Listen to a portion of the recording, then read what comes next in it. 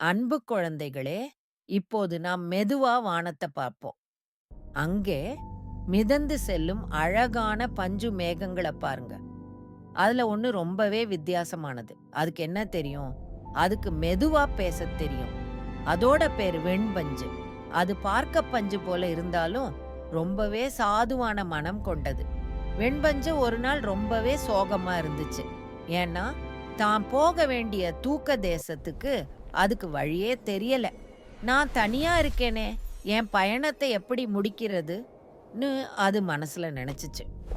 அதனால யாருகிட்டயாவது வழி கேட்கலாமான்னு சுத்தி பார்த்தது. அப்பதான் உலகைச் சுத்தி பார்த்துட்டு வீட்டுக்கு திரும்பி போற உலகம் சுற்றும் ஒரு சின்ன பறவை அங்க வந்துச்சு.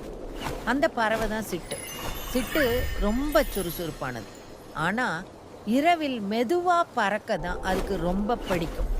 பயப்படாதே வெண்பஞ்சு, நான் உனக்கு வழி காட்டுறேன்னு சிட்டு மனசுல சொல்லுச்சு. அப்புறம் என்ன, சிட்டு பறவை வெண்பஞ்சு மேகத்தின் ஓரத்துல மெதுவா அமர்ந்துச்சு. வெண்பஞ்சு மேகம் ஒரு பஞ்சு ரதம் போல சிட்டுப்பறவைய தாங்கிக்கிச்சு.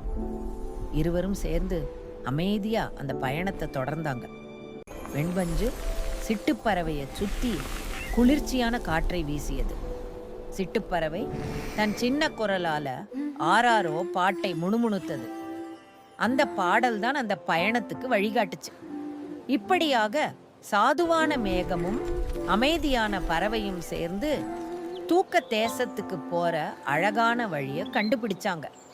அவர்கள் 2 பேரும் சேர்ந்து பறந்தபோது உலகத்தில் உள்ள எல்லா சுட்டி குழந்தைகளுக்கும் நல்ல இனிமையான கனவுகள் கிடைத்தன.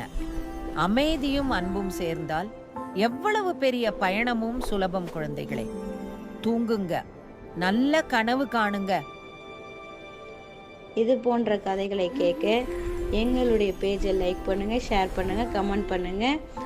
பிடிச்சிருந்தால் ஃபாலோ பண்ணுங்கள்.